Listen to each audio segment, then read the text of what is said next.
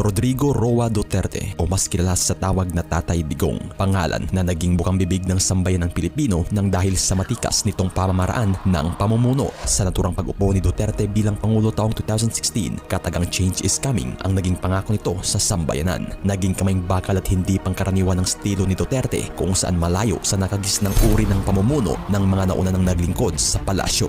Bagay na siyang kinatatakutan ng iilan ngunit tinangkilik at binigyang pugay ng karamihan. Taong 2017 nang ilarawan si Duterte sa isang pag-aaral bilang unusual reformist kung saan malayo sa tradisyonal na politiko ang katangiang ipinapakita nito. Bagay na si Duterte lang ang natatanging pangulo na walang pag-alinlangang bumangga sa mga oligarkiya sa bansa na umano'y dekada-dekada ng umaabuso ng dahil sa kanilang malawakang political power. Ilan sa mga binantaan ng pangulo ay ang mga negosyanteng sina Ayala at Pangilinan, pamilyang Lopez na hawak ang ABS-CBN, Lucio Tan na nagmamay-ari ng Philippine Airlines, Mighty Corporation na may 25 billion tax liabilities at marami pang iba. Kaya ngayon ay tatalakayin natin ang kwentong buhay ng binansagang pambansang tatay na si Pangulong Rodrigo Duterte at isa-isahin din natin ang ilan sa mga isinusulong na pagbabago ng kanyang administrasyon na hindi gaanong nais sa publiko.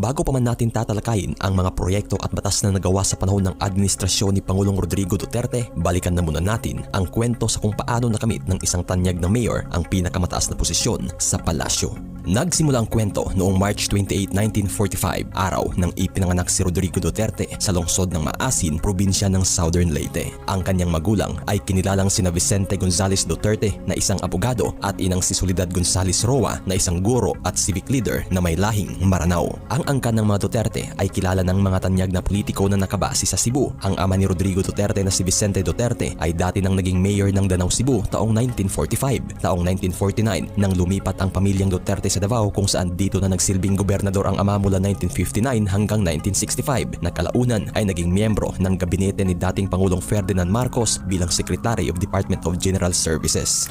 Ngunit ng mga panahong naglingkod sa publiko si Vicente Gonzales Duterte, ang anak naman itong si Rodrigo Duterte ay naging sakit sa ulo nila nang dahil nga ay minsan na itong naging pasaway at may katigasan. 2 beses na na-expelled si Rodrigo sa kanyang secondary year kung saan isa sa paaralang na-expelled siya ay ang Ateneo de Davao University High School nang dahil sa naturang pasaway na asal nito o misconduct. Bagay na ayon nga't 7 taong pabalik-balik si Rodrigo Duterte sa high school hanggang sa tuluyan nga itong nagtapos sa high school department ng Holy Cross College of Digos. At sa pagpasok ni Duterte sa kolehiyo, dito na niya nakahiligan ang patungkol sa politika at kasaysayan kung saan kumuha ito ng Bachelor of Arts and Political Science sa Lyceum of the